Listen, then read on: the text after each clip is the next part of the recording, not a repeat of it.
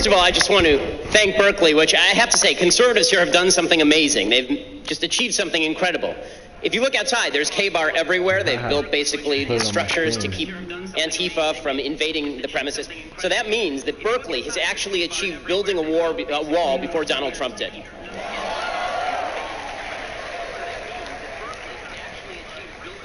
Thank you all for being here, because obviously braving the idiots outside is not always easy.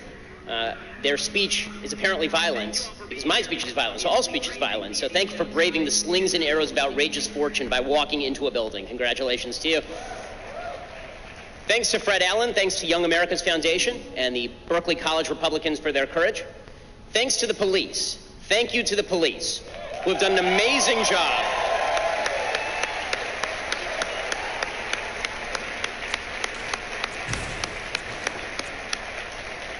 These are the folks who stand between civilization and lawlessness. I saw the videos of business owners having to shutter up their windows today early. Bank of America blocking off its ATMs because they were afraid that Antifa was going to break them. The only people who are standing between those ATMs and Antifa are the police. And all they get from the left is a bunch of crap. That's all they get from the left. But these are the heroes who stand between us and darkness. So thank them.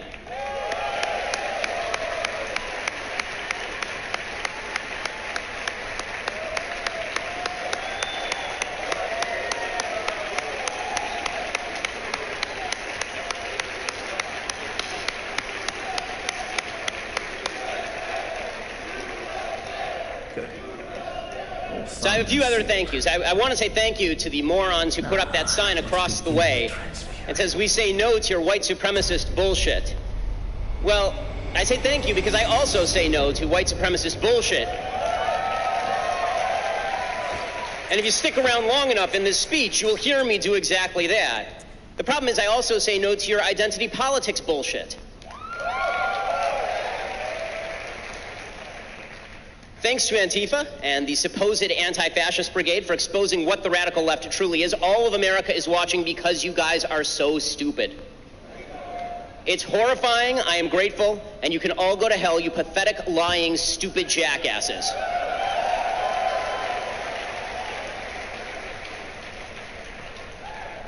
The same goes for the mayor of the city, who has suggested that Antifa occasionally be given free reign over the city and that conservatives should go home because we wouldn't want to provoke violence. I do want to actually thank the administration for making the effort to put on this event tonight. There were a lot of obstacles, and I'll talk about the obstacles in a little bit, but they did attempt to make the effort, and they did unshackle the police to actually protect this. So thank you to the administration for doing that. I saw a lot of headlines on the way here about how it was going to cost $600,000 in security for this event. And that is not due to me. I mean, I'm not the one out threatening to break windows. It's not due to you. You're here listening. It's due to the Antifa hard left morons who are out there breaking windows. And I do want to say one thing, which is that in a city as left as Berkeley, if you're going to blame me for the $600,000 in spending on security, you're all Keynesians. Think of all the jobs I just created. Now, this lecture is titled Say No to Campus Thuggery. That's the title of the lecture because of Antifa and the wave of violence that has engulfed this campus since earlier this year. I spoke here last year. Some of you may remember. I was here last year. Okay, I spoke in like February 2016 here. Nothing, right? I mean, it was a packed house. I had 2 security guards. That was it. No violence, no nothing. And now we are spending well into 6 figures so that I can say many of the same things.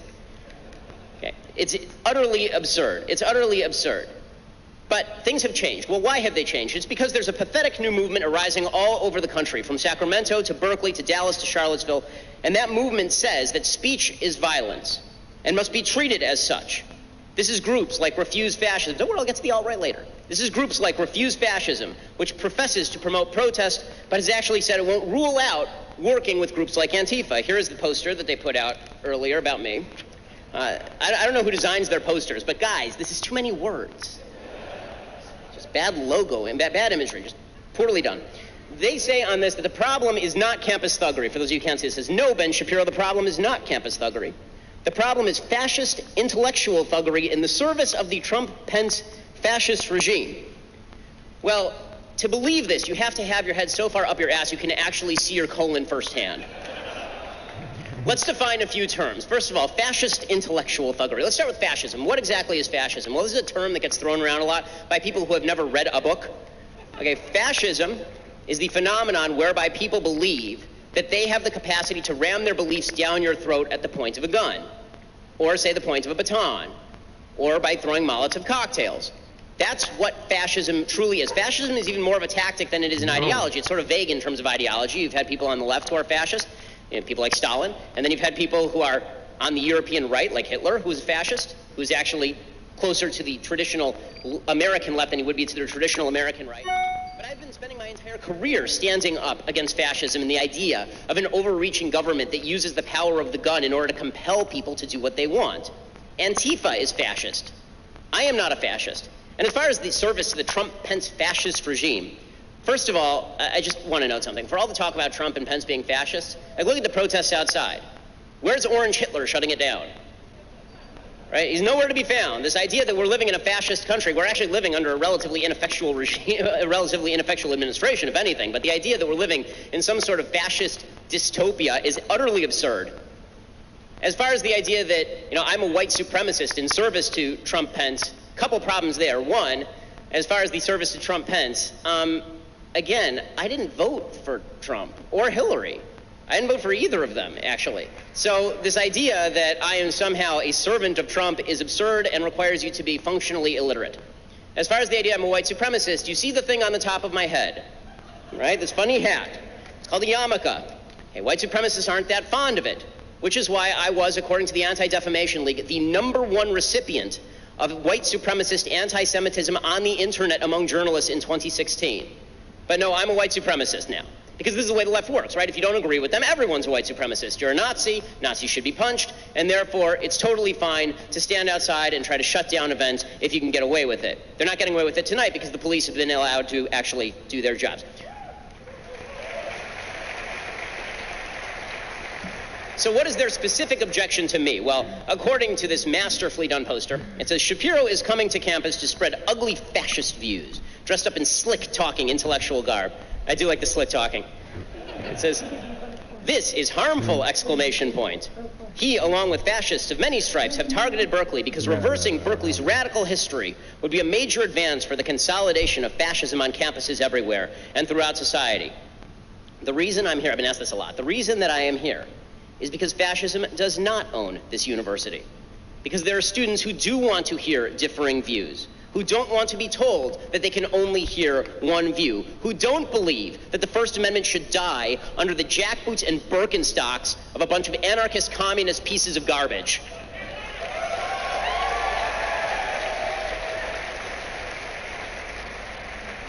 But I don't just want to talk about the people who actually get violent, because I think that in a civil society, this is one thing we should all agree on, and I've been pleased to see that even people like Nancy Pelosi have condemned Antifa. Nancy Pelosi, with whom I disagree on literally every issue it is possible to disagree on, including the proper use of Botox.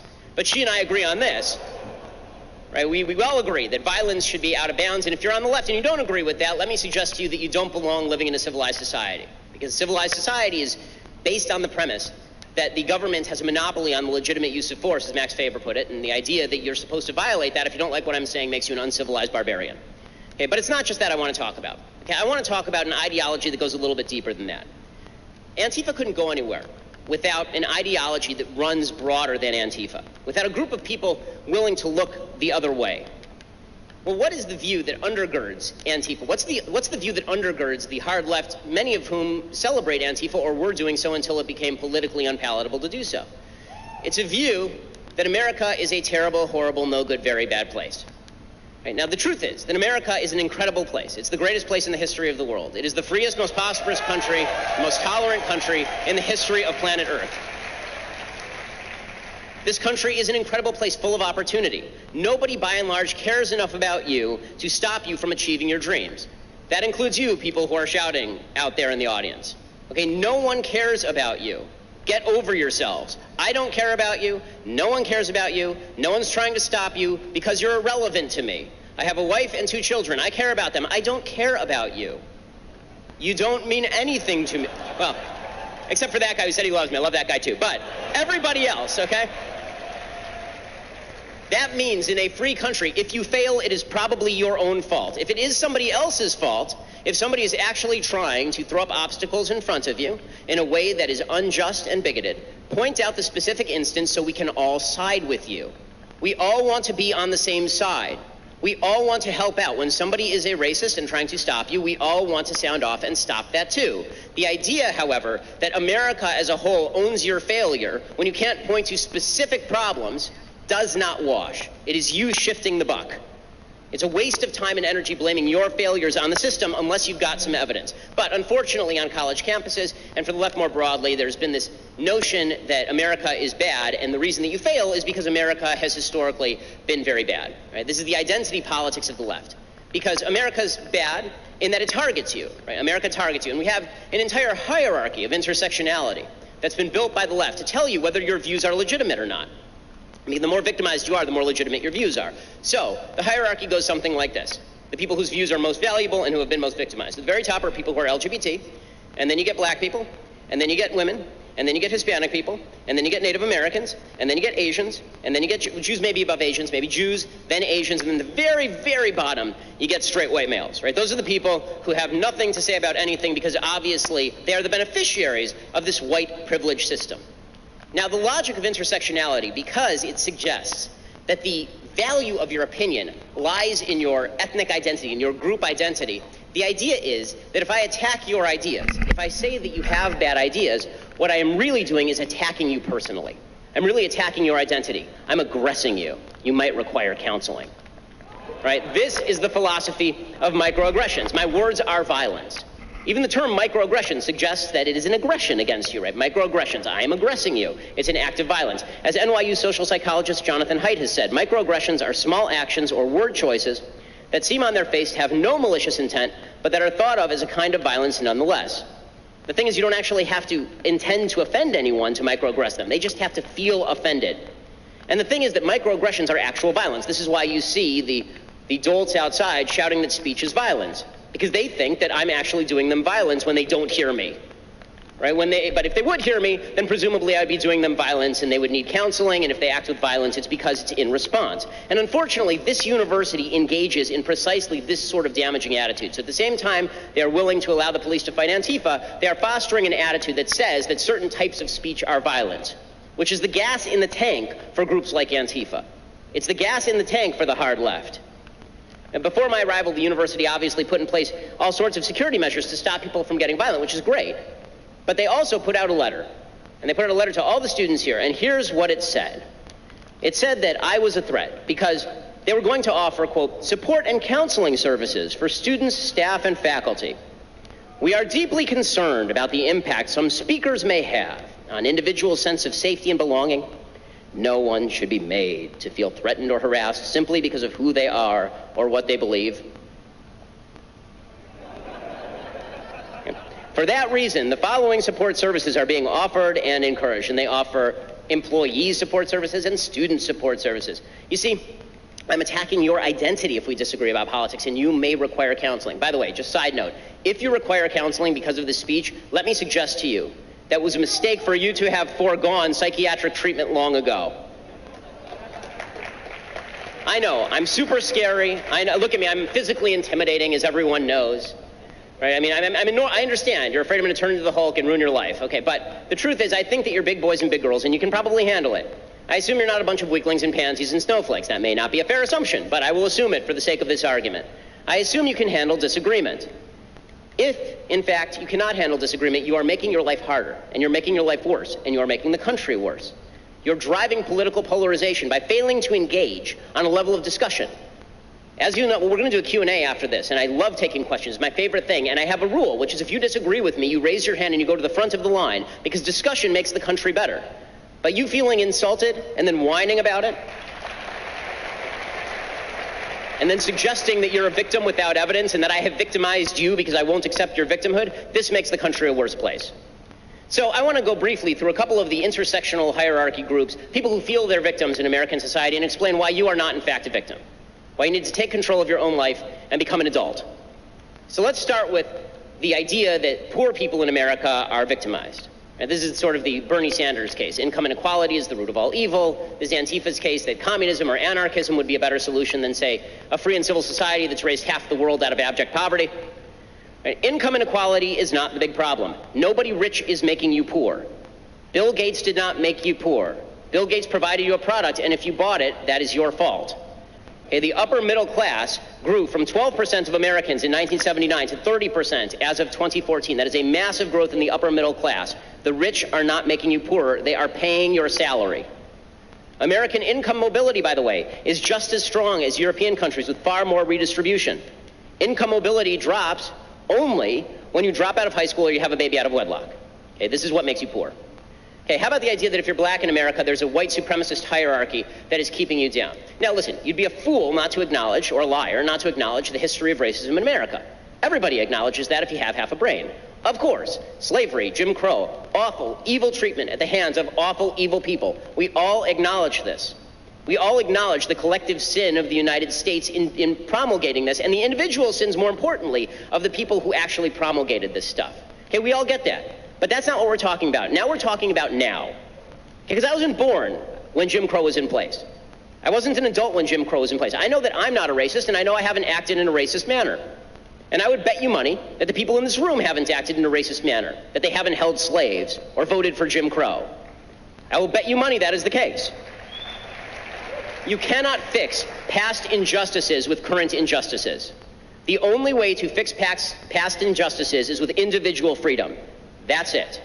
Okay, the idea that black people in the United States are disproportionately poor because America is racist, that's just not true. At least not in terms of America's racism today keeping black people down. It's just not the case. If that were the case, then you'd have to look at group income and decide based on group income who's been victimized the most and who the country was built for. Well, by that standard, the country was built by Asians. Okay, because the racial group with the highest median income in the United States is Asians. The Constitution was not written by a bunch of people who speak Korean, because the Constitution is a document of freedom, not a document of ethnicity.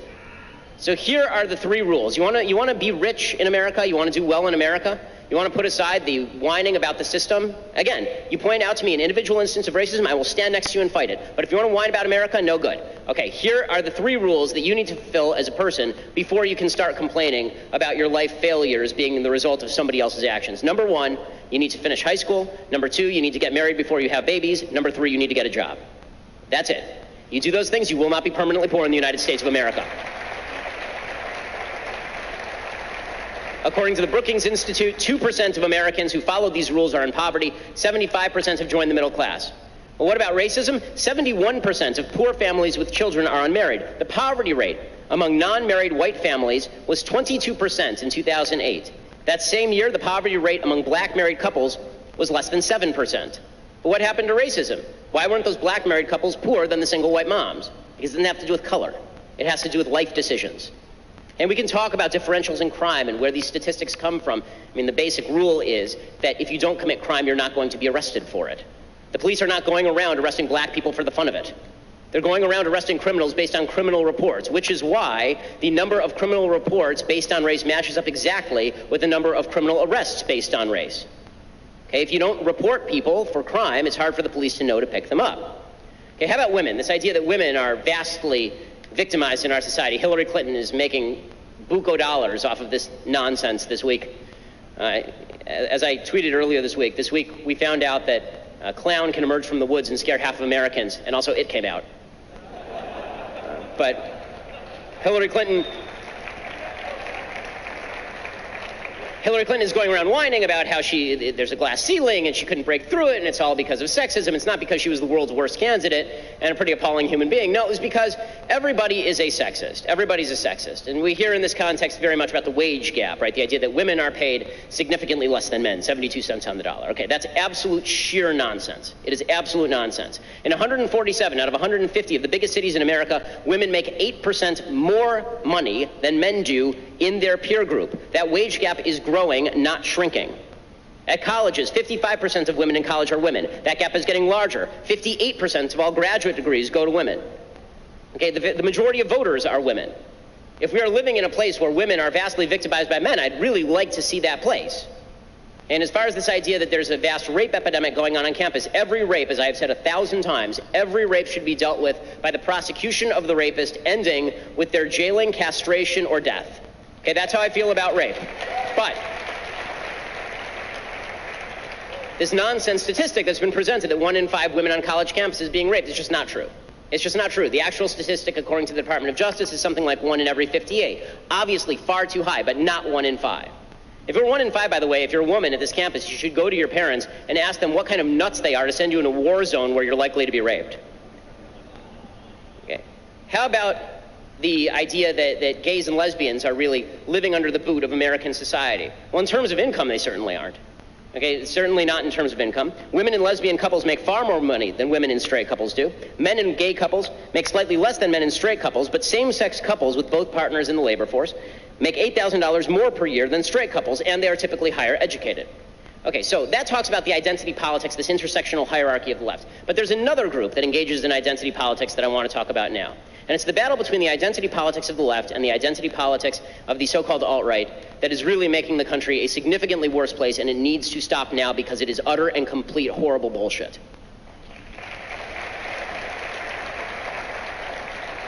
The first thing to note, this notion that the alt-right is actually conservative is nonsense. Let me define what I mean by alt-right, because not everybody who likes Pepe memes or Harambe memes is a member of the alt-right. Okay, not everybody that the left says is alt-right is actually alt-right. I mean, the left calls me alt-right, which is patently insane. I mean, you legitimately have to have a screw loose to call me alt-right. I spend half my career attacking the alt-right. Okay, what is the alt-right? So the alt-right are a group of people who believe that ideology and ethnicity are inextricably intertwined, just like the identity politics left, right? On the identity politics left, if you're a black person who is a leftist, you're a leftist because you're a black person. On the identity politics right, Western civilization was not built by people with good ideas, it was built by people with white skin. And that means that people who don't have white skin cannot properly assimilate into Western civilization. This has no grounding in reality. The fact is that there were lots of white people in Britain before the Romans arrived, and they weren't living a civilized life, as we would currently call it, under Western civilization. In fact, the people who, the Romans, right, when Italians were coming to the United States in the early part of the 20th century, there was tremendous discrimination against Italians because they weren't considered properly white. The definition of white moves around a lot based on convenience. Right? Sometimes Jews are white, sometimes Jews are not white. It sort of depends on what you're talking about. But according to the alt-right, because ideology and race are inextricably intertwined, they must have a white identity politics all their own. If there's a group of people who are fighting for the group identity politics of blacks or of women or of gays and lesbians, then there has to be a white group that fights back on behalf of the white race. As you may have noticed, I think all of this is disgusting. Okay, Western civilization is not built on race.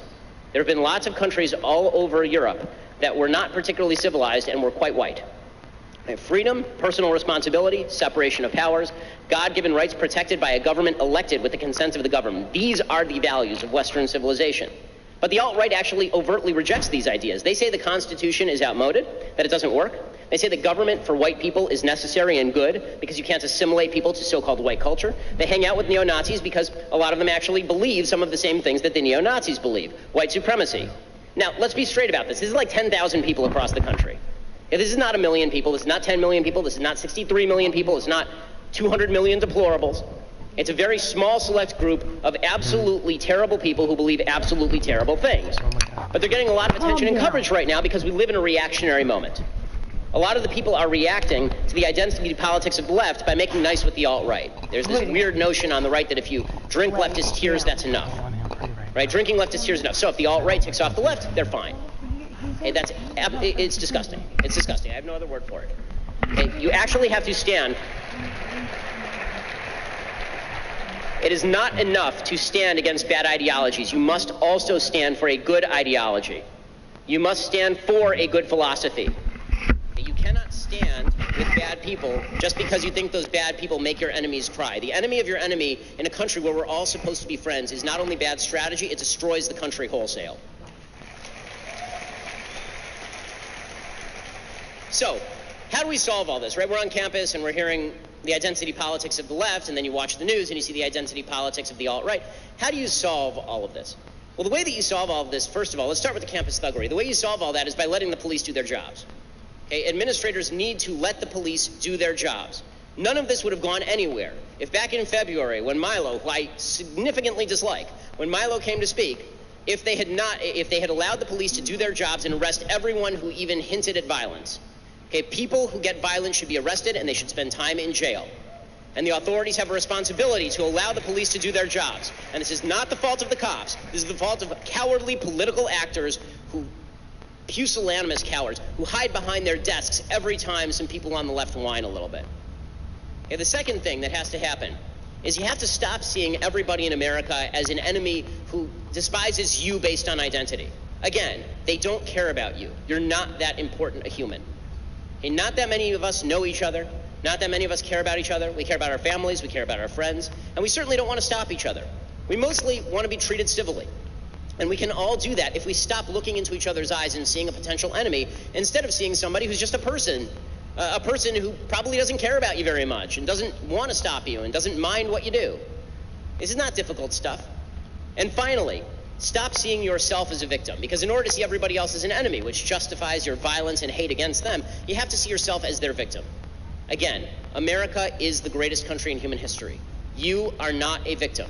If you are a victim of something, you need to show me what you are a victim of, and I will stand beside you. But do not blame the freest, most civil society in the history of planet Earth for your failures, because that's on you.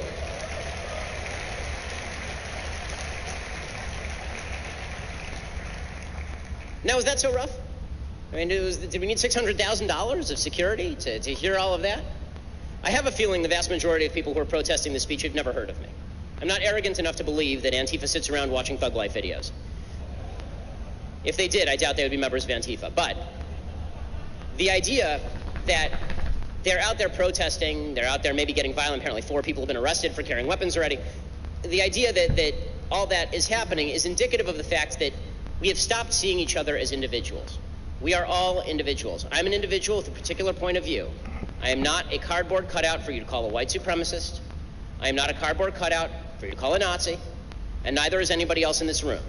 Get to know people, get to know their views, discuss, debate. That is what America is all about.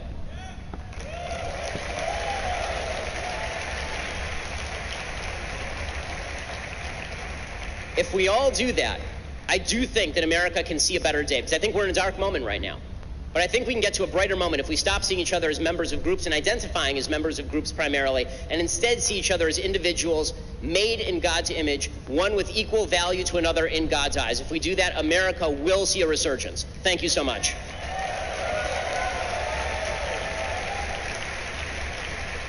All right. Now the fun part. So we're going to do Q&A, and I believe there's a microphone down here on the left. As always, my rule is that if you raise your hand because you disagree, you get to go to the front of the line.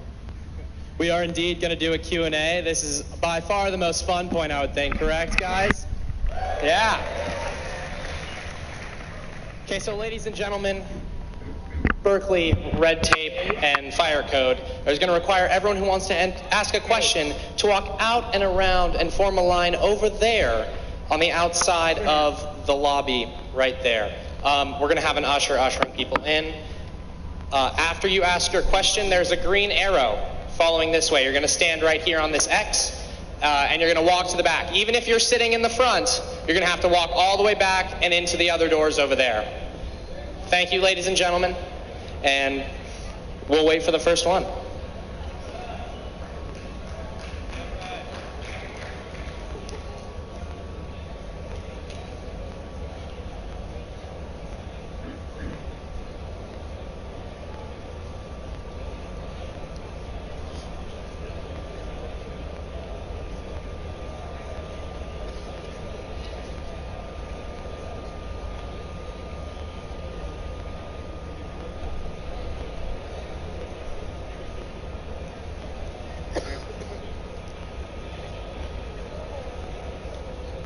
Hello.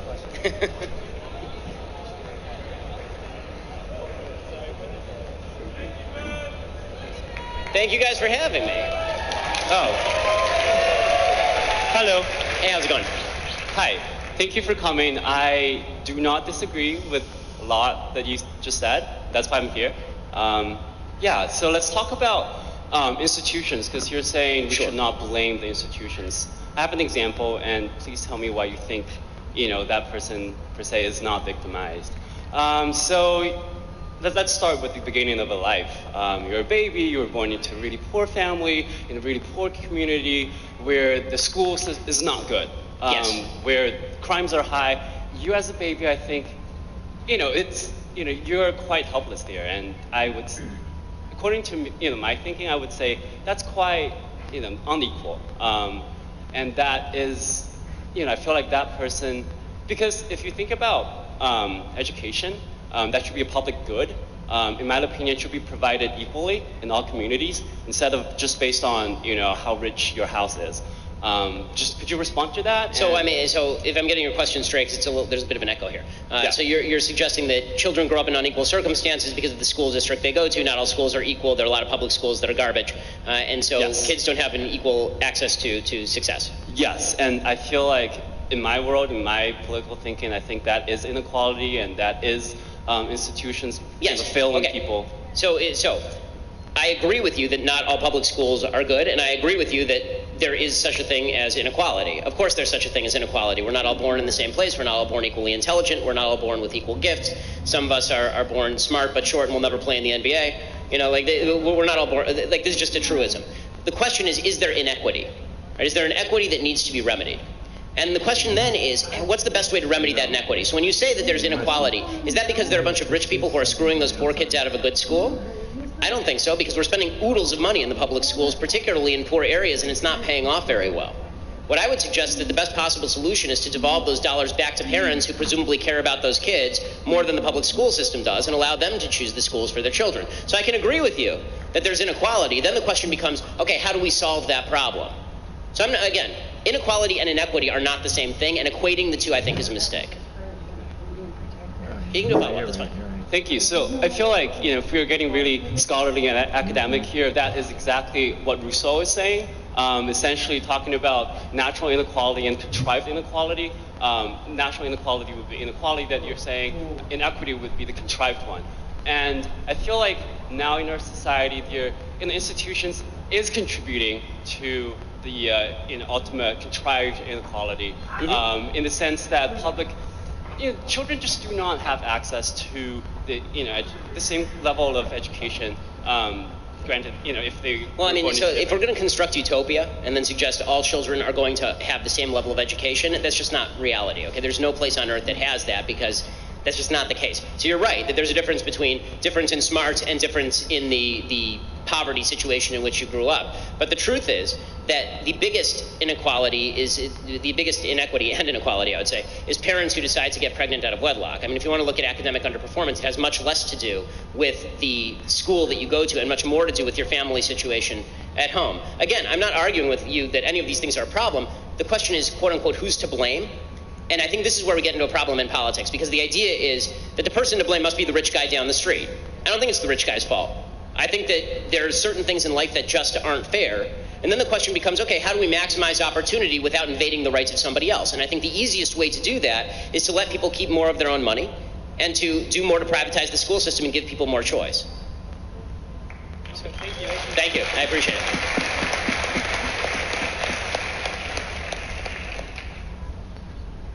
That was great. They reveal them from behind a curtain and then they walk forth. It's like a game show.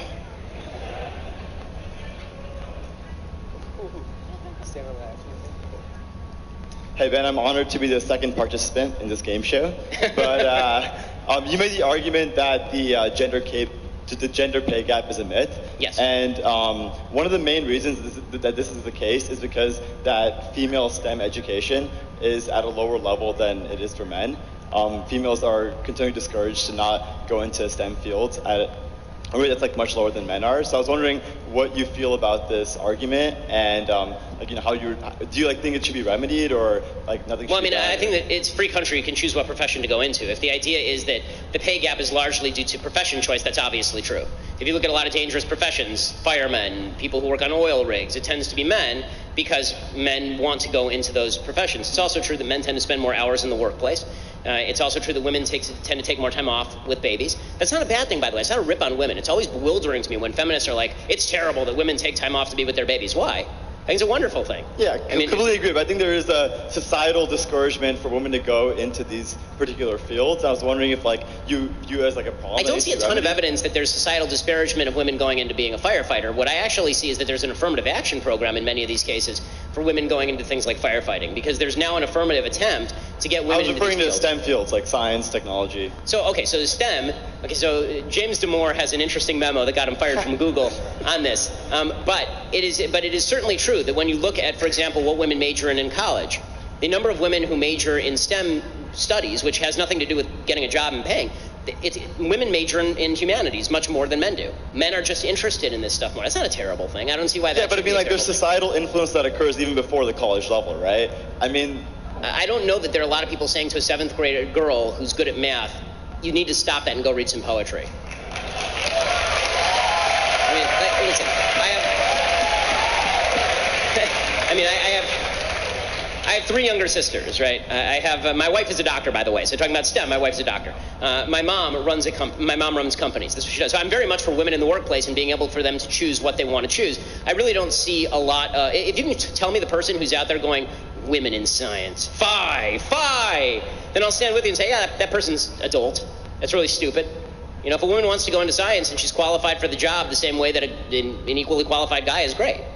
What I don't want is lowering of standards in science to meet any particular person, and I also don't want this idea that because a woman chooses not to go into science, and a lot of women choose not to go into science, and that creates a disproportionate percentage based on individual choice, that suddenly this is some sort of group discrimination happening in front of us.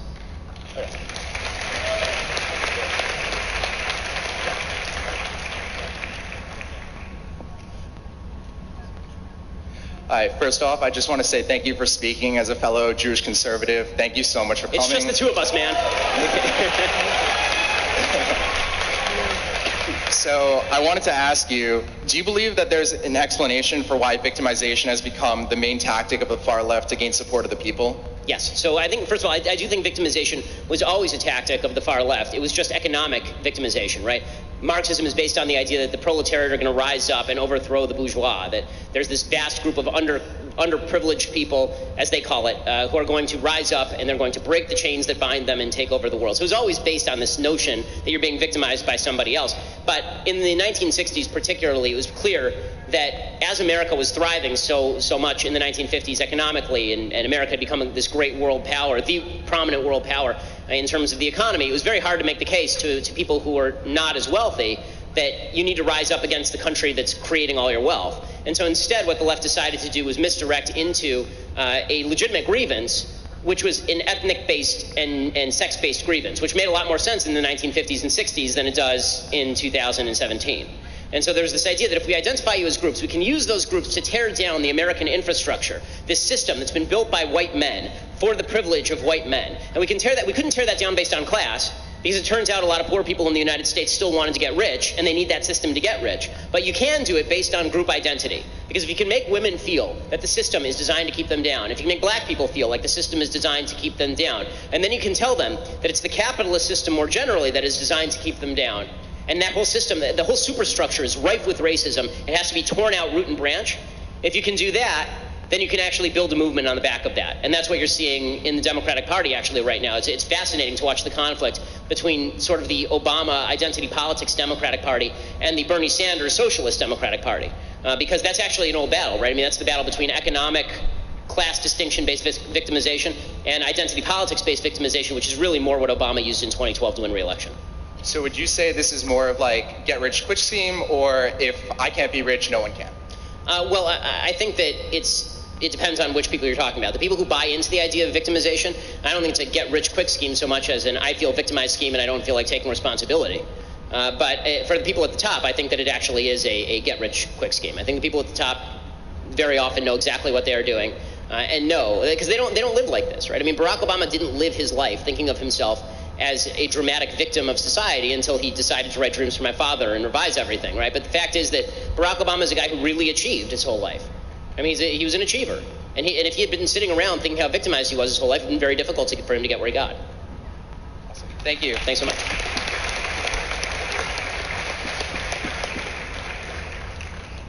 Hey, Ben. Given that the single biggest predictor of intergenerational poverty is whether an individual was raised in a single or a two-parent household, would you be for or against an affirmative action policy where the institution gives preferential treatment to applicants who were raised in a single-parent household, or do you believe that that kind of policy would give rise to more problems of its own?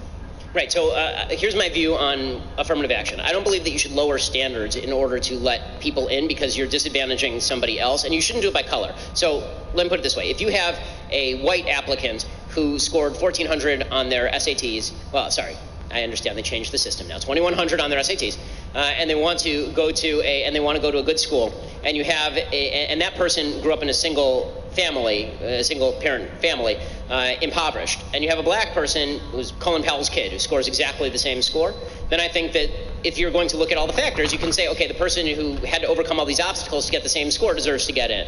But that's based on overcoming obstacles. That's a character judgment. That is not a judgment on the basis of race. And I also don't think that it's a hard and fast rule with regard to single motherhood. Again, if you are the single child, if you're the kid who is the child of some famous Hollywood actress and grew up in the lap of luxury versus you grew up in Appalachia or the inner city with two parents, I think you have to look at totality of the circumstances, in other words. Okay, one more thing. Sure. Who do you think is the smartest person on the left? The smartest person alive? On the left. On yes. the left. Okay, sorry. The smartest person. Yeah, those are two very different questions.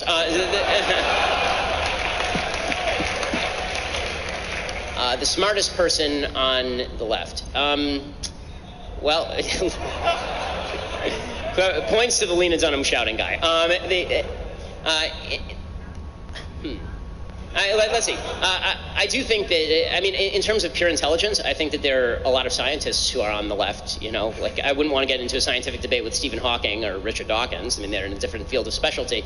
So are you talking pure IQ or in terms of making good political arguments? In terms of, like, your political rival. Like, who would be, like, intellectual rival for you in terms of...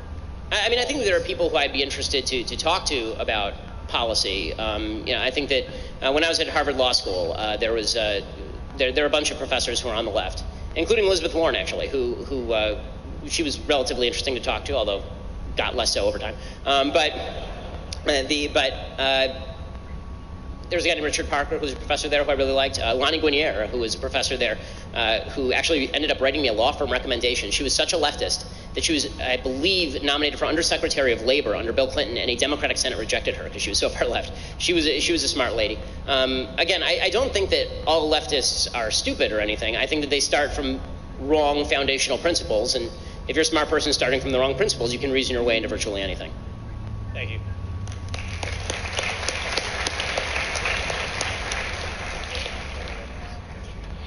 First of all, I just wanted to thank you for coming. As someone who is left-leaning, I truly believe in freedom of speech, and I think that that is a principle that... Well, thank you for coming. So my question was about abortion, and I just wanted to know, why exactly do you think a first trimester fetus has moral value? Okay, so a first trimester fetus has moral value because whether you consider it a potential human life or a full-on human life, it has more value than just a cluster of cells. If left to its natural processes, it will grow into a baby. So the real question is, where do you draw the line? So you're going to draw the line at the heartbeat, because it's very hard to draw the line at the heartbeat. There are people who are adults who are alive because of a pacemaker. They need some sort of outside force generating their heartbeat. Okay, are you going to do it based on brain function? Okay, well, what about people who are in a coma? Should we just kill them? Right? The problem is, anytime you draw any line other than the inception of the child, you end up drawing a false line that can also be applied to people who are adults. So either human life has intrinsic value or it doesn't. I think we both agree that adult human life has intrinsic value. Can we start from that premise? I believe that sentience is what gives something moral value, not necessarily being a human alone. Okay, because, so when you're asleep, can I stab you? I'm still considered sentient when I'm asleep. Okay, if you are in a coma from which you may awake, can I stab you? Well then, no. I guess not. I mean, I'm glad you answered that, because I have no interest in actually murdering you. But that's still potential sentience, and it's still a potential... I agree, it is potential sentience. You know what else is potential sentience? Being a fetus. The issue I have with that, though, is that if I'm in a coma and I'm not, like, doing anything to anyone, I'm not causing any issues amongst the world, whereas an unwanted child may or may not be a burden to people. Okay, well, there are lots of people who are unwanted, right? I mean, there are lots of people's parents who are unwanted, right? We're a bunch of college students. The problem is that now you're shifting the argument, right? Before you were making the argument based on the intrinsic value of a life based on sentience, and now you're talking about the level of burden that somebody presents as a separate moral argument. Okay, I don't believe that you being a burden on somebody is justification for them killing you, as a general rule. I'll leave it at that, but I appreciate you and thank you. No, thanks.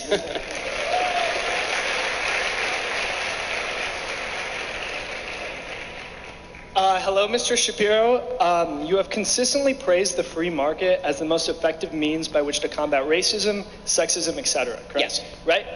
You believe legislation prohibiting such behaviors is essentially unneeded in today's day and age because you have faith that people, such as yourself, are conscious enough to fight discrimination in business where it can be shown, and at the end of the day, a business should be given immense freedom to conduct itself in the pursuit of profit.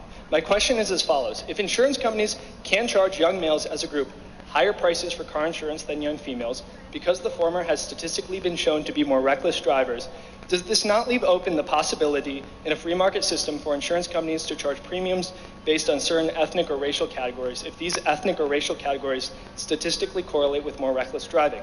If you object to the notion of charging someone more based on a factor that that person has virtually no agency in choosing, such as race or sex, why do you not condemn the fact that young men have to pay more? If you do not object to the possibility that a person of a certain sex, ethnic, or racial group may have to pay more on that basis, then are you not failing to disavow discriminatory business practice? Okay, so that's a long paragraph, but I think what it really boils down to, the answer is that what you're now conflating ethnic racism with risk factors. Okay, I don't conflate racism with risk factors, meaning if you are saying that insurance companies may use being black as a proxy for heart disease, for example, because black men suffer from heart disease at a higher rate than white men do of the same age once you hit a certain age, then my answer is that an insurance company is in the business of assessing risk, not in the business of assessing racism. So if they look at you and they say that this is a higher risk factor, I mean another case, sickle cell anemia, right? There are certain diseases that actually do afflict races differerly. Tay-Sachs affects Jews differently. So the answer is you're an insurance company. Of course you're going to charge more to somebody who has a higher risk factor. That's not racism. That's just the profit motive. I'm not saying that everyone's going to get charged the same in an insurance scheme. Of course not. I assume that you and I won't be charged the same. I'm older than you, presumably. They'll measure our bodily health.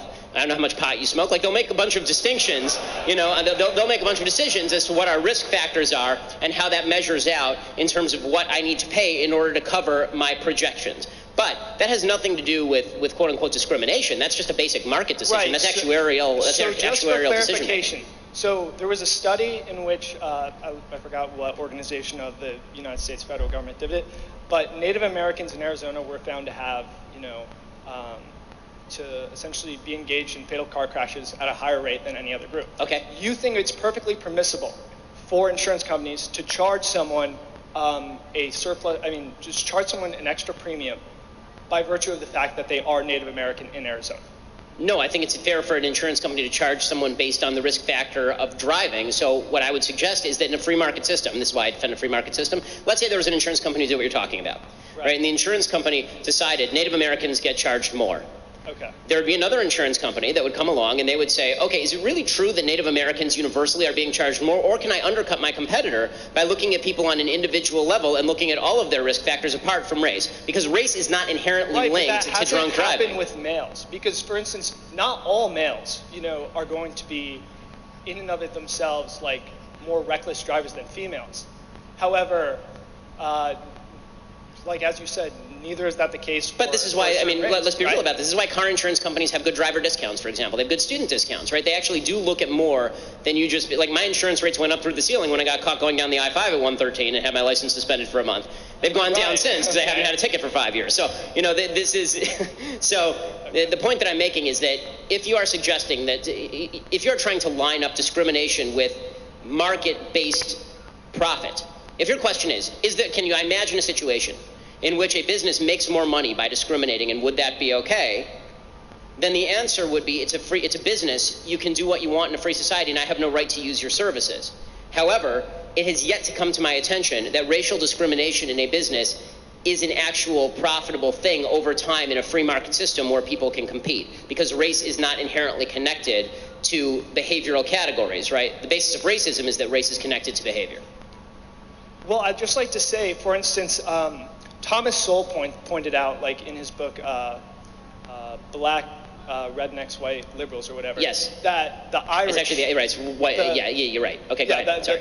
Right. It's a good book. Yeah. I got that data point. You got it. He pointed out that the Irish, for instance, were in the Americas for hundreds upon hundreds of years, locked in destitute, grinding poverty. Right. Okay, so you just said that race, if you're a company and you institute racist policies, won't, like there's no long-term gain to be made from those policies. And right. I think that that's erroneous to say, because as you know, inequities, inequalities, disparities do exist between certain communities. So you'd have to show me the disparity based on race and why it's biologically inborn as opposed to cultural. I'm not trying to say that it's not biologically born. I'm just saying that if you had a policy whereby you... I don't want you to confound. Here's the problem I'm having, and I think we can stop with this because I don't want to confound race with behavior unless you can show me that race is the inherent source of the behavior. And if it is the inherent source of the behavior, then we can have a separate discussion. But I don't see that. And if you show me that race is in fact that, then that's a separate discussion as to whether we have to force businesses not to take race into account. Is that fair? Yeah. Thank you.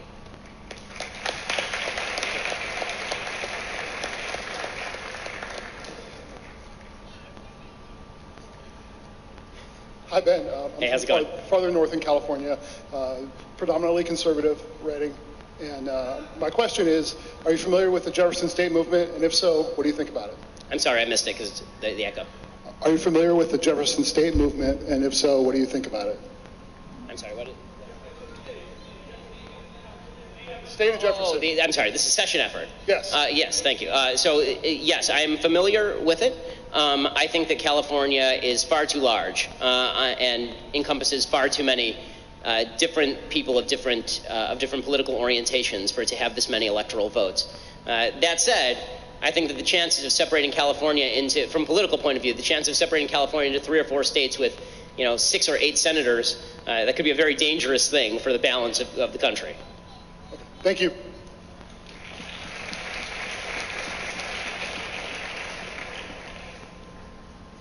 Hey, Ben. First, this is a two-parter, PSA and question. So PSA is that even though there was a bunch of standby tickets and there was a line out the door, the administration revoked all the standby tickets for all those people, and I think that should be openly shunned. That's totally bad. Yeah, I did hear that, and that's egregious. I mean, obviously, look at this. I mean, we've got empty seats here, and the only reason we had more than 3,000 people signed up for this event. The administration cut off the upper balcony because they were apparently afraid that Antifa was going to somehow rip out the bolted down seats and fling them onto the people below. I'm not joking. Like, this was the actual excuse that they gave. And then we thought, okay, there were going to be a bunch of people who signed up on the left to get tickets and didn't show up, specifically so there would be empty seats. And as you say, hundreds of people showed up outside and were not allowed in because the administration seized the tickets. If it's for safety reasons... It's cowardice. Okay, I'll try to assume the best, that it's for safety reasons, but if it's cowardice, obviously it's cowardice and should be openly condemned. All right, and so for my question, more towards drug use and the criminalization of drug use. I know that you don't particularly condone drug use, but how do you feel about the criminal justice system, with all these nonviolent offenders, all the money that we spend on all the nonviolent offenders and drug use openly? I mean, so maybe drug use is bad, but should we still criminalize it and treat those people the way that we do and lose money like that? I'm actually libertarian on drugs, so that means that... So let me be clear about this. People who smoke dope annoy the living crap out of me, and they smell terrible. That said, if you want to smoke dope and lose brain cells, then that's your problem, so long as you're not coming to me for a handout. I think that there are certain drugs, like, for example, PCP, that apparently makes you violent, and that has externalities. That's something that you have to talk about policing. You'd have to talk about policing in terms of, selling drugs to minors.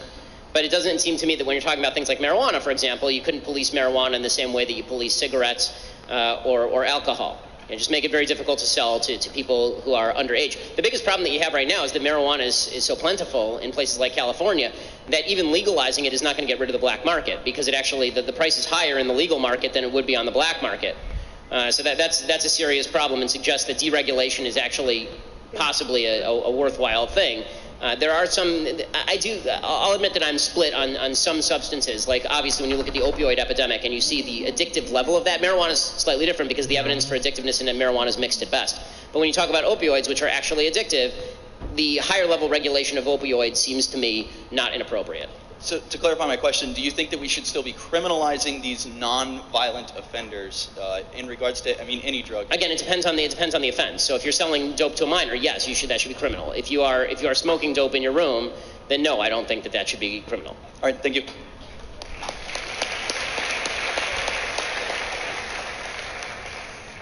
Hello, Mr. Shapiro. So I'd like to first qualify my question before making it.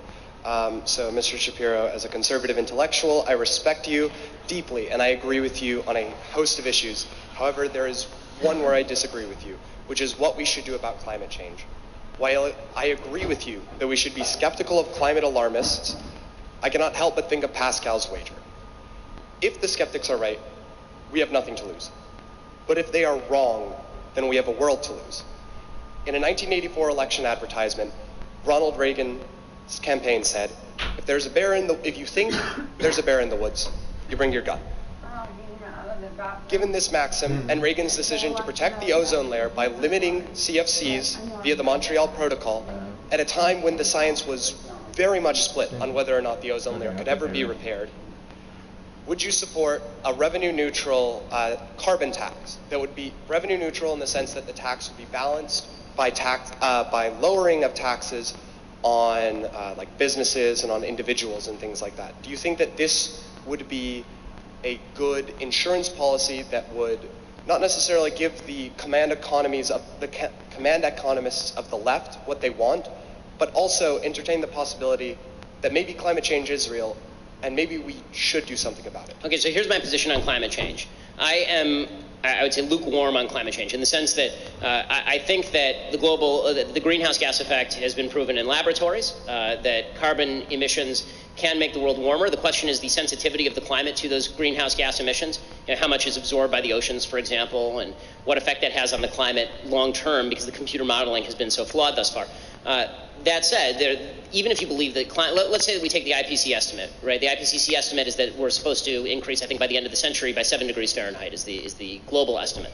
So that varies obviously place to place. That also means that you have to take into account cost, right? So as far as the carbon tax, I haven't actually looked at the economics of what you're talking about specifically enough, but general regulations that have been proposed on carbon taxes talk about penalizing companies in such a way that the cost is passed on to the consumer. It seems to me that if you're going to create new taxes without dramatically lowering taxes, as you suggest, which is really what the left proposes, the left sort of proposes carbon taxes but no offsets, then you're going to end up with a situation where the cost of energy is passed on to the consumer, which leaves more people in poverty.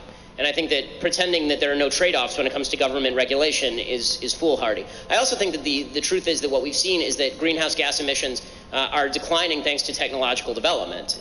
For example, the easiest way to lower greenhouse gas emissions right now would be to build a bunch of nuclear power plants, which is something that the left in California has opposed for a very, very long time. We haven't had a nuclear power plant here for like 40 years. If you look at the rise of Tesla, the idea that there's not new technologies around the corner that are going to help us mitigate the emissions is foolhardy to me. I think that when Reagan says, bring a gun into the woods, if you see a bear, the question isn't whether you bring a gun into the woods. The question is whether, or if you suspect that a bear is there. The question isn't whether to bring a gun into the woods right now, based on the economists that I've looked at. The question is whether you should randomly wander around the woods in a tank. Right? Is that worthwhile? Because the kind of solutions that it seems the left is suggesting are necessary in order to actually curb what they think is coming are so dramatic that you would talk about really dramatically lowering the American and the global standard of living in order to combat an ill that may or may not happen. And even if it does happen, may be easier to deal with 100 years from now. Our technology 100 years from now is going to be a lot better. And the idea, by the way, that people don't move populations is not true. Population movement has been a consistent thing throughout human history. Right, but what I'm specifically advocating for here is that the right come up with its own policy in service of solving climate change. Because right now, the discussion has been dominated by the type of people that you're talking about, who want to bring tanks into the forest randomly. Why I'm suggesting this carbon tax that is revenue neutral, that should be supported by conservatives, is because it is a better solution to a lot of what we're seeing on the left. And I think that conservative intellectuals like yourself, who have a lot of sway and who have media companies, could advertise this policy. So I'd be happy to look. If you're asking me if I'll look at your proposal, the answer is yes. If you send me your proposal, I'll be happy to look at it. But I think that it's worth noting that there are actually three positions, right? One is that the free market and new efficiencies and new technologies will help curb this on its own, and that government regulation may not be the answer. Then there's the hard left position, which is we should take over everything. And then there's the position that you're advocating. So I'll have to look at your position and see where I think it stacks up in the vast scheme of things. But environmental regulations, I don't know many conservatives who are not in favor of some, at least minimal environmental regulations, because those are externalities that affect people beyond you, obviously. All right. Thank you, Mr. Shapiro. Thanks.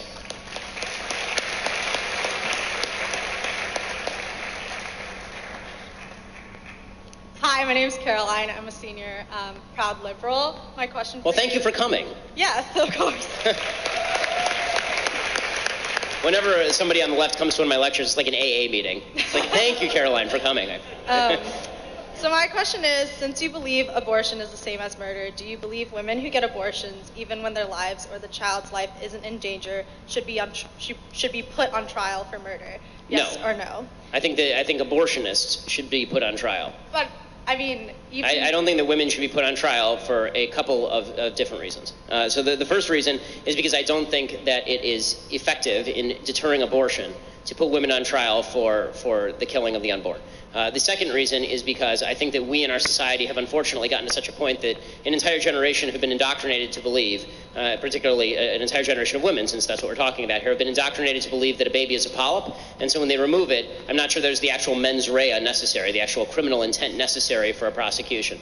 So when we're talking about, the typical pro-life position here has been that the woman is a victim in abortion nearly as much as the baby is. That there's an entire abortion industry that is geared toward teaching women that babies are not babies, and that getting a baby aborted is in fact a betterment of their life. So no, I'm not in favor of prosecuting women for abortions.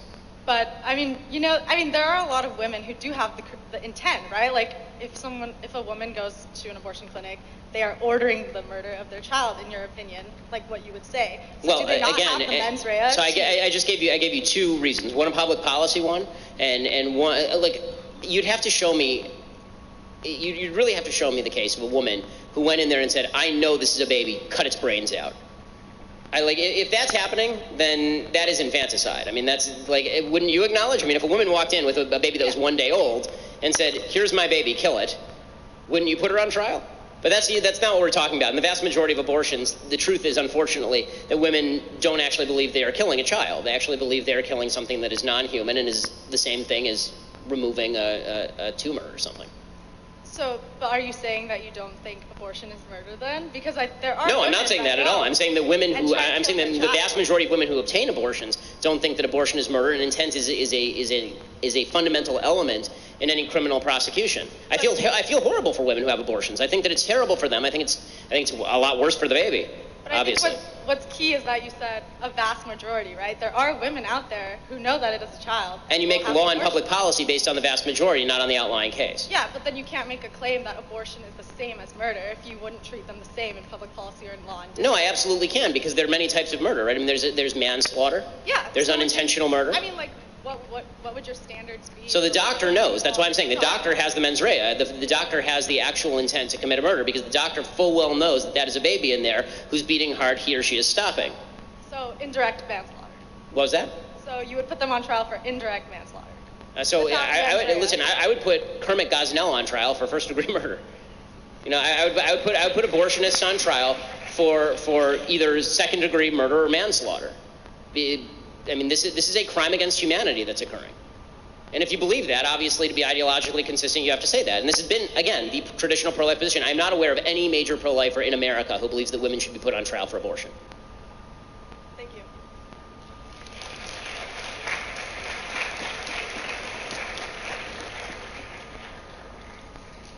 Okay, hey Ben, my name's Andrew.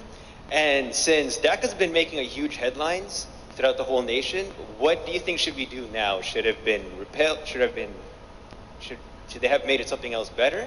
Or should we continue having DACA? I'm sorry, what was the DACA. Oh, DACA. Okay, so first of all, my position on immigration is I'm actually very libertarian on immigration, except for two factors. One is government payments that go to illegal immigrants, and the second is the cultural assimilation issue for people who come across the border illegally and aren't willing to assimilate into traditional American culture. right? So these are two serious concerns. I'm not as concerned with the economics of illegal immigration in the sense that people who say we have to restrict our labor force in order to maintain a certain wage base, I don't think that's correct, because this is why you see companies that actually offshore and outsource, because they're looking for cheaper labor. It's always bewildering to me when conservatives say, well, we have to maintain a wage base by restricting the labor supply. Then why aren't you for raising the minimum wage? That does exactly the same thing. It restricts the labor supply and raises the wage base. So as far as DACA goes, my view on DACA is that people who are here illegally, whether they were born here or whether they were brought here as small children or not, should be assessed on a one-by-one judgment. So I am not in favor of the blanket swath amnesty for millions of people based on how long they've been here. I'm in favor of looking at people one-on-one and saying, okay, this person's in college and looks like they're going to have a career and hasn't been taking welfare dollars. This person looks like they're a good American, or they want to be a good American. Put them in the back of the line on a pathway to legalization. But if you're here, you've taken welfare dollars, you're not going to school, you're not bettering yourself, you're not going to be a productive part of American society, you haven't imbibed basic American cultural hallmarks, you do that, you should go. I have the exact same standard for people who are currently here illegally as the people who want to enter legally. I have the same exact standard, except if you're here illegally, you go to the back of the line, you wait behind the people who came here legally. Yeah. All right. Thanks for answering the question. And special shout out to my friend Corey.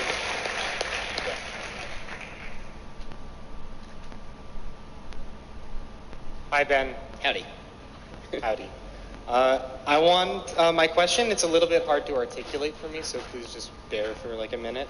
I wanted to ask you about the recent politically polarizing tendencies of the media and a way out. So I identify two problems in particular. It seems the American news media has evolved to, I guess, promote sensationalism and intolerance toward other political views. I feel that this leads to a dangerous tendency for people to just choose their own media outlets in order to confirm their own biases. I hope you agree that this occurs with respect to all political affiliations. A little bit closer, maybe.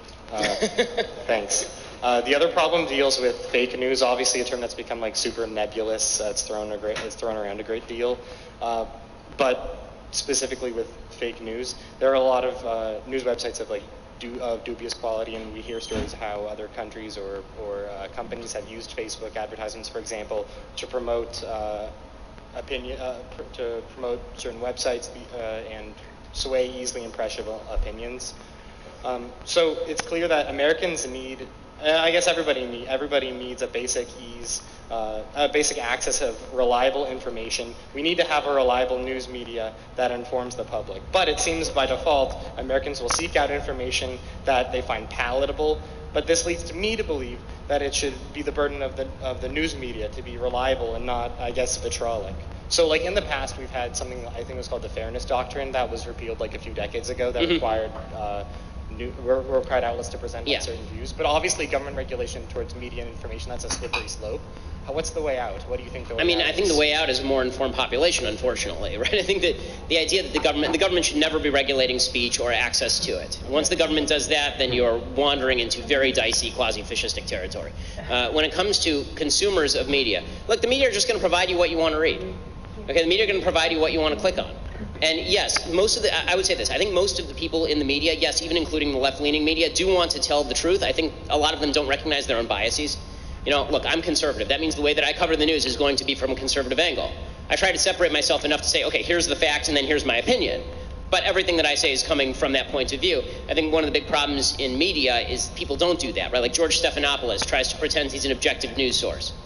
Right? That doesn't mean everything he says is false, but it does mean that everything he says is coming from the former campaign spokesperson for Bill Clinton. And that should have an impact. So that means it's up to us to look at a variety of news sources. I recommend this all the time, right? Don't just listen to my podcast, go listen to Pod Save America. Don't just read Daily Wire, go over and check out Huffington Post. Make sure that you're reading a variety of news sources. If you actually want to tell what the facts are, the best way to do it is to read two opposing websites or two opposing outlets, and think of them as lines that intersect at one point, and the point at which they intersect is the factual point. And whatever those two stories have in common, you can take that as probably the grain of truth in the story. Am I allowed a brief follow-up? So I guess I understand your emphasis on self-reliance, but evidently, to the extent that you believe that one believes in the efficiency of free markets, evidently people tend to move to confirm their own biases, and that's not occurring. Well, I think that's why the founders relied on the idea that we were going to have a civically educated public. I mean, in the end, you're going to have to trust the people one way or another. I don't trust the government to regulate what the people see. I trust the government less to regulate what the people see than I do the people to educate themselves. And this one falls under the heading of, as Winston Churchill said, democracy is the worst system except for all the others. Right? Unfortunately, there's no way out of this box. People are going to have to inform themselves better. And yes, of course, people have a tendency toward confirmation bias. But that's why it's your job, if you know about confirmation bias, to suggest to people that maybe they should stop relying so much on their own confirmation bias. Okay, thanks, Ben. Thanks.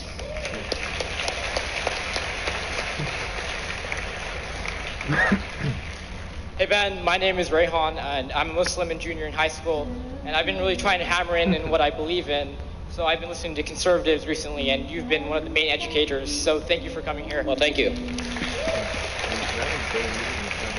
So now, I think you go a bit far when you talk about inequality being one of the stupidest things to measure, because it's, well, Dr. Jordan Peterson talks about the Gini coefficient. So they calculate income inequality in neighborhoods and streets, and it shows that it's an increase in crime when you see your neighbor, earning more than you. So do you have any response to that? Yes. There's greater income inequality between Bill Gates and his neighbor than there is between anybody living in the inner city, and there's no crime in Bill Gates' neighborhood. So I would suggest that it has more to do with poverty in a neighborhood than it has to do with income inequality in a neighborhood. Okay. And I had one more question. You talk about institutional racism and how it doesn't really exist, and I don't think you've digged up enough. Have you heard of bank lending discrimination? And it's been well documented. Yes, okay, so bank lending discrimination, the idea of redlining was widely debunked in the early 2000s with regard to how banks operate. The idea that banks sit around and then they figure out, okay, there's a black guy and he has exactly the same credit score as a white guy, I'm not going to give him a loan. Banks base it on credit scores. If they didn't, they would go out of business. So a lot of this has been wildly exaggerated. Again, if you can show me a bank that actually is redlining, then they will be prosecuted under federal law. That's a violation of the Civil Rights Act in 1964. You can't discriminate even in private businesses on the basis of race. Yeah, JP Morgan Chase just had a settlement for $55 million for discriminating against Hispanics and blacks who had the same score as white people. Right. Okay. So then they got punished under the law, and that's a good outcome. Okay. Again, that would be a case where I say that's a great example, singular case where somebody gets punished. They should be punished, And by the way, even if they weren't punished, let's say they weren't punished. Let's say you took my total libertarian theory. Businesses should be able to do what they want. Then what you would suggest is that these people should have walked across the street to another bank that wasn't redlining them, and then they should have gotten a better loan. But wouldn't you say JP Morgan Chase is an institution? Well, as an institution, they did something bad, and I think that capitalism makes them go bankrupt. Sure. Again, I think discriminating against clients is a very easy way for you to go bankrupt. All right. Thank you so much.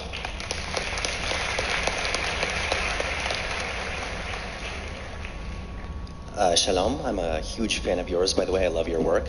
You mentioned that inalienable rights are given to us by God, but I've noticed that there is an argument to the contrary posited by political philosopher Hillel Steiner. It consists of the following three things: the will theory, the interest theory, and Hofeldian deontic logic. The will theory states that rights govern our choices and come from our choices, but if we have the inability to make a choice or the incompetence to make a choice, then our rights can effectively be voided. The interest theory is the opposite. It says that we can't void our rights, but they can be affected by the breach of a duty by another party. So somebody else can take away our rights under the interest theory. Under Hofeldian deontic logic, there are four types of rights: privileges, claims, powers, and immunities. All of those cancel each other out and can be taken away at any time. Do you have any expertise on this, and can you offer an argument to the contrary? Okay, well, I can't say. I wouldn't want to be unfair to the author that you're citing, since I have never read that author. So, and I'm sure that you're doing a really great, back-of-the-envelope job summarizing the argument. But with that said, it's hard for me to take on an argument that I would want to actually read more about before I take it on. Is this an argument based on? So here's my basic question. The reason that I say that rights are based on God-given rights is the idea that is long held in the Western canon, a combination of Judeo-Christian values and Aristotelian philosophy, that suggests that individuals have certain rights as a facet of their reason, and that reason is originally provided by an unmoved mover. Right? So the idea here, the reason that is important, as opposed to an atheistic philosophy of rights, is it's very difficult for me to see why an atheistic philosophy of rights. I don't know if this is an atheistic philosophy, is it?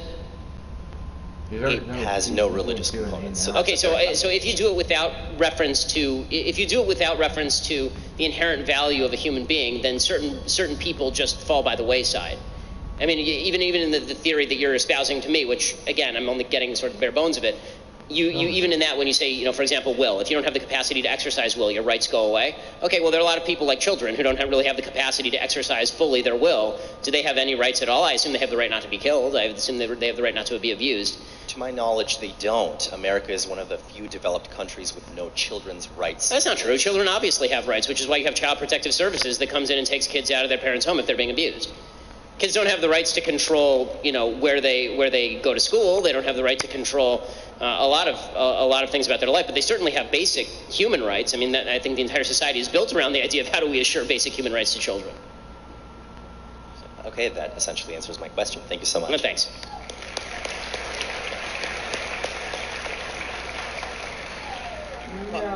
Yeah, I didn't quite follow everything, so I'm kind of trying to get up to speed with what's happening. But I wanted to thank my son. He's a senior in high school. He's a chairman of the YAF. He's sitting right over there. He is brilliant. He's the one that kind of turned me on to the podcast. I really enjoyed listening to sound speech, taking out some of the vulgarity, but... We're in a college. I mean, yeah. So nobody would understand me if I didn't drop a bullshit once in a while. Okay. So my main question was going to be the role of the church and in the founding of our nation being so great. You being Jewish, I'm a Christian. I'm a devout follower of Jesus. I was able to get to the front of the line because I told him I was liberal because I'm a follower of Jesus. And he was one of the most liberal human beings, God in the flesh, human man that ever walked the face of the earth. He helped people, all of that good stuff. So, one other thing to caveat into this, how you reconcile the role of the church and in influencing culture. Sure. And also the fact that I grew up in California. It's known to be a more liberal state of our nation. I lived in Tampa, Florida for 3.5 years, worked for Hillsborough County, and I used a whites-only bathroom while I was there in 1995. It wasn't being used as such, but I don't know if it was the colors or the whites, but I asked the bailiff if I needed to use the restroom. I wasn't familiar with the courthouse. He said, well, we usually use the one, there's no sign on it, go in there, 1950s fixtures or 40s. Looked across the hall, there was a men's restroom. I said, this is interesting. I grew up in California, I'm living in the South. So I walked across the hallway, 1950s fixtures. So I think kind of balancing out the fact that there has been injustices in our country. Yes. Can't go back and change that, but you can tell those people that are living a victimized mentality that, look, yes, I understand because I don't know which of those whites or colors and whatever, but my wife grew up in Cuba, and I can go on and on. Answer the question, but I really enjoyed it, but... So a couple of things. As far as the role of the church in American society, your first question. My basic philosophy on this is that the government exists to preserve certain basic rights, and then you have social institutions that need to provide the safety net for the rest of society. So I'm very much for a strong church in regards to communal life. I mean, I belong to a synagogue. I believe that if you fall on hard times, then that means that the first thing that you need to do is go to your family, and then the second thing you need to do is go to your church, and then you go to your local community, and then up the scale. The problem that I see in society right now is that people go to the top of the scale, the federal government. They don't bother with anybody lower down on the scale, which is why you see this consistent growth in the federal government. Judeo-Christian values, as I've said 1,000 times, are the root of the civilization and cannot be ripped away without collapsing the civilization on top of it. As far as the idea of the existence of past racism in the United States, of course I agree that's true. I mean, I said that right in the speech. Obviously I agree that slavery and Jim Crow were some of the worst evils perpetrated by human beings. I mean, they're truly, truly evil. The question now is, we have people who are living now who have not committed those sins. do we somehow do we punish them for the sins of their fathers, in other words? And is the best thing to do to teach an entire generation of young black people, for example, that America is inalterably racist, inalterably bigoted, and they're living in a country with such a brutal history of racism that they cannot rise, because that actually is false, backwards, and hurts them. That's my main philosophy. So you can understand why, when people say, listen, I mean, as a Jew, Jews have had a long history of oppression also, but that doesn't mean that I think that anybody owes me anything, and I don't think that it's appropriate to teach children that somebody owes you something as a general rule who have not done anything to you. I think that if somebody's done something to you, then they do owe you, but if they haven't done anything to you, then they don't owe you anything. And if you build a system based on you having to rectify mistakes that were made by your grandfather, we're never going to get beyond this. We're never going to get beyond this, because we all sinned against each other's grandfathers. I agree. Thank you.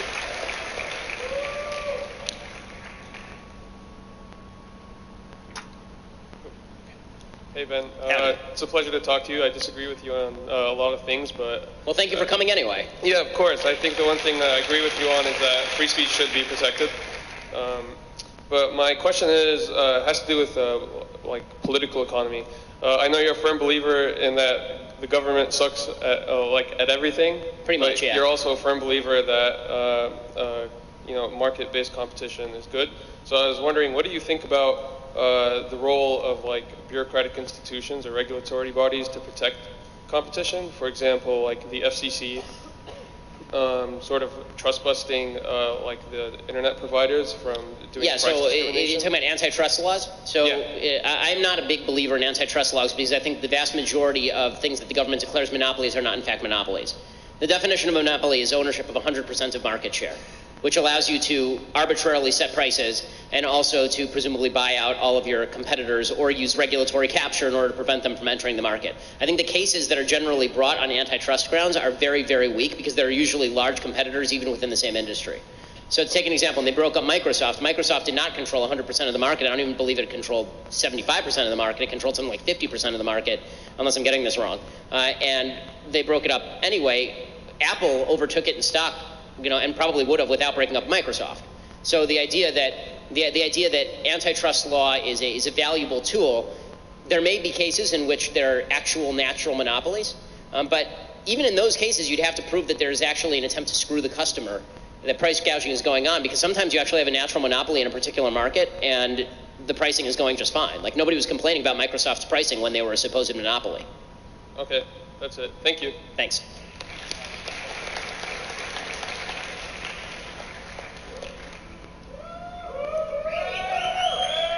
What's up, Ben Shapiro?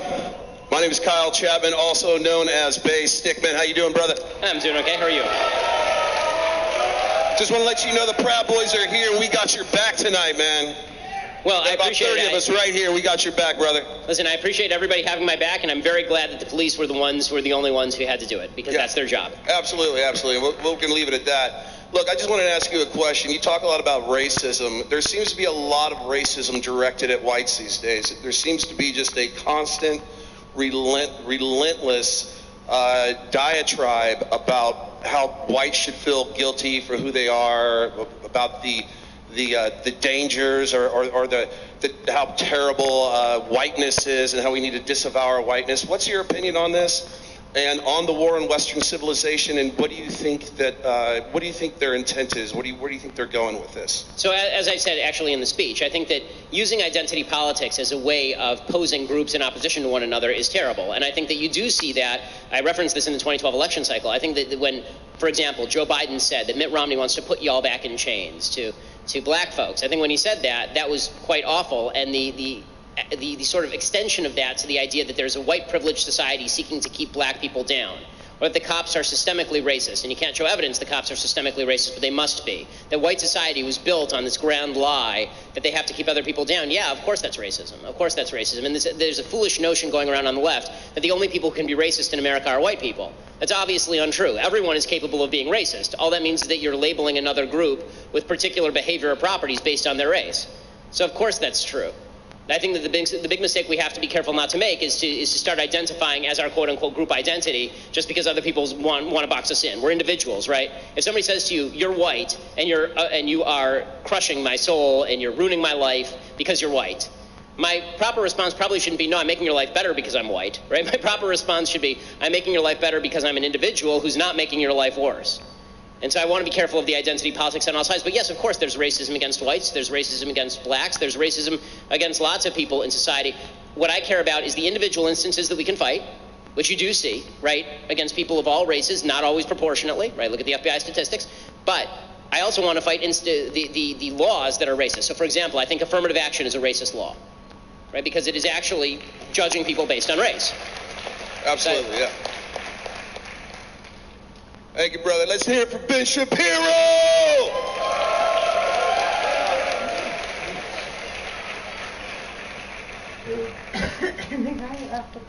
Hello, Mr. Shapiro. Hey, how are you? Today's my birthday, and I'm honored to be here, and I can't think of Well, a better happy way to birthday, spend and thank you for coming. So I have a comment and a legitimate question. The comment being, while there's a lot of things I disagree with what you're saying, but I definitely agree with your opinions on how culture is ruining the black community and why blacks don't graduate from high school due to culture. I think there's an element that you might be missing, and I'm not sure if you brought it up before.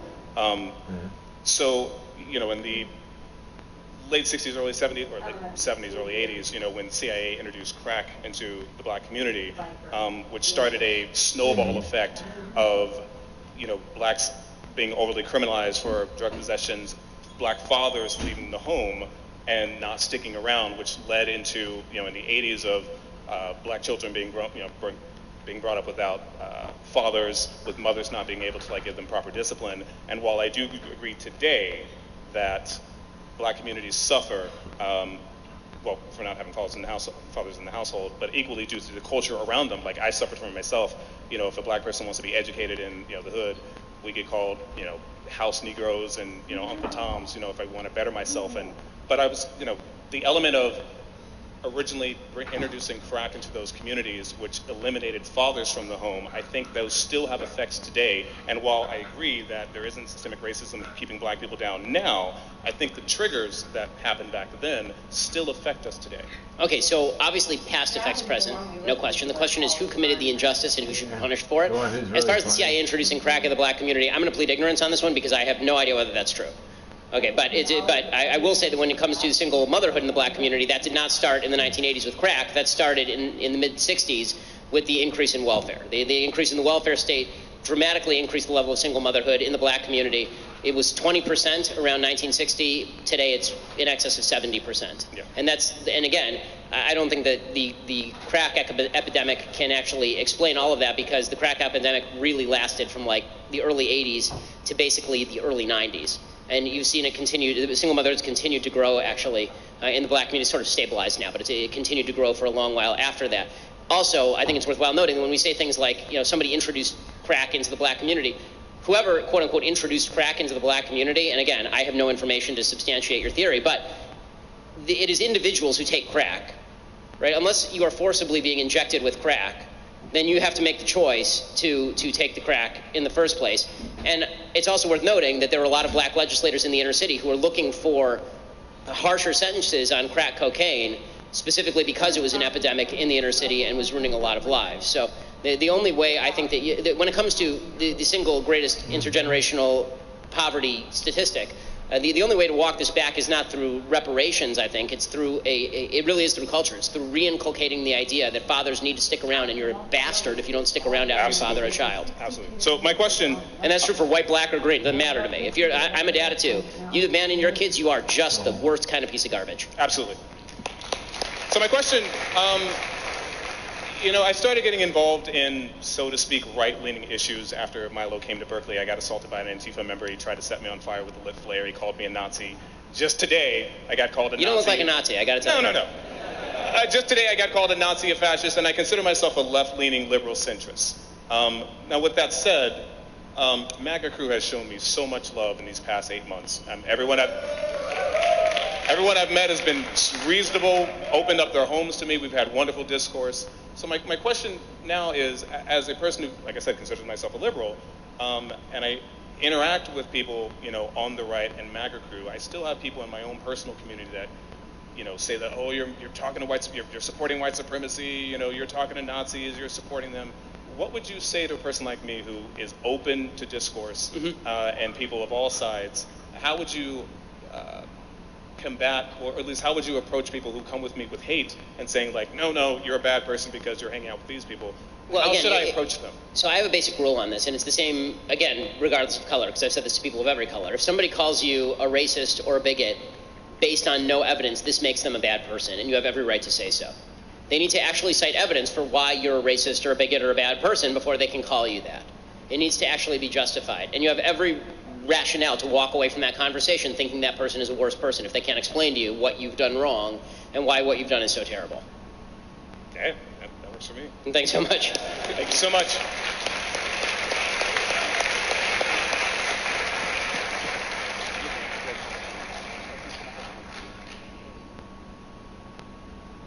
So Ben, I myself had a question. I'm a member of the Berkeley College Republicans, and I myself, this semester we're starting a new conservative newspaper at UC Berkeley. It's called the Berkeley Patriot, and we're fighting really hard for everything we stand for and for the principles that we've, known to grow and love and everything like that. My question kind of surrounds what's been going on politically. I think UC Berkeley is kind of a microcosm for the rest of the country in a lot of ways. You spoke here, you just said this in your speech, but you spoke here in 2016, and there were no protests, nothing at all.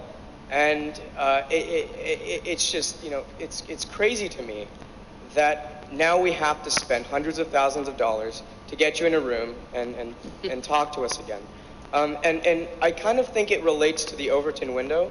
I'm not sure if you know about that, but it basically, the range of potential discourse in society that's considered acceptable. So the furthest right thing you could probably say, 10 years ago is probably, I don't believe in gay marriage. That's no longer a thing. You can't say that anymore and still be accepted in society. So the Overton window is consistently just shifting leftward. And when I talk about this with my left-leaning friends, they say, that's an inevitable trend. This inevitable trend towards liberalism is just, it's something you cannot control. It's the way society is headed.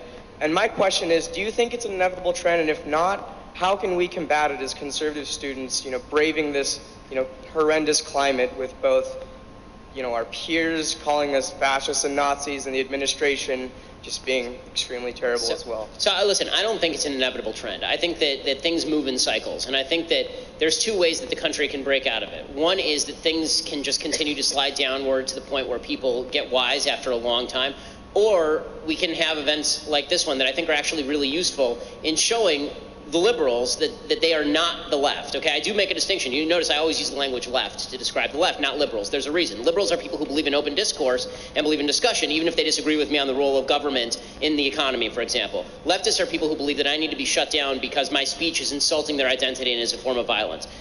If the liberals in the country can stand up to the left and say to them, enough is enough, then I think that there's hope for a discourse. And I do believe in the innate rationality of the American people and the capacity that they have for coming to the correct conclusions. I do think that there's a possibility. That's why I'm in the business I'm in. It's why I spend my life trying to change people's minds. I think there are people who are willing to listen to facts and arguments. If I didn't think that, then I'd just go be a lawyer. So the fact is that I don't think any of this is inevitable. I think that's a little bit of self-congratulatory claptrap from your liberal friend. Oh, well, of course society is shifting towards us. Well, if that's the case, then why did Republicans just take the House, the Senate, all the state houses, all the governorships, and the presidency? Come on. But when you talk about the Overton window, I don't think that it exists just in terms of politics, left versus right. I think it also exists in terms of the nature of the discourse itself. And there I think that we have moved in a really negative direction. I think we've moved away from discussion and toward clubbing each other.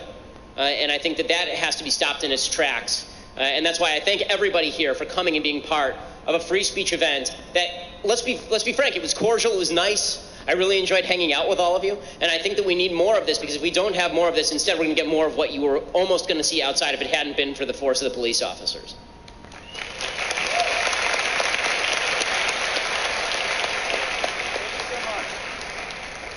We have time for one more question.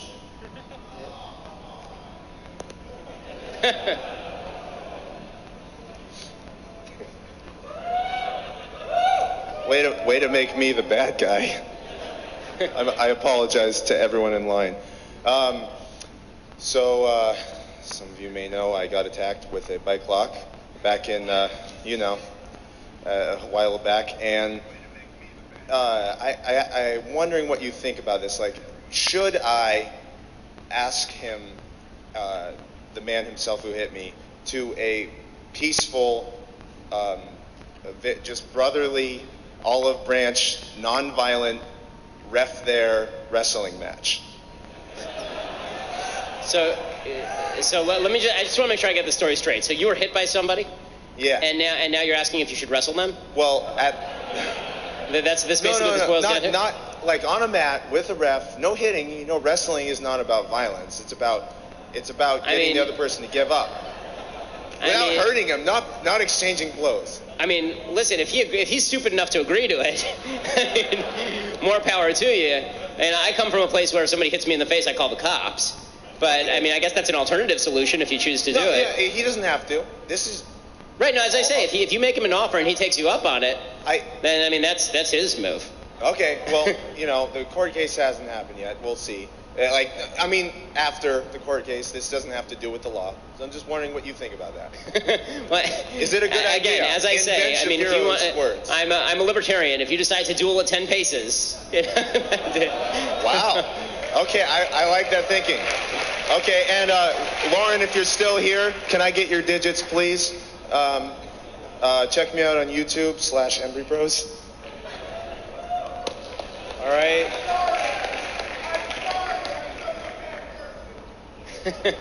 Okay, well, thank you so much. I really appreciate it. And thank you all for coming and being part of this.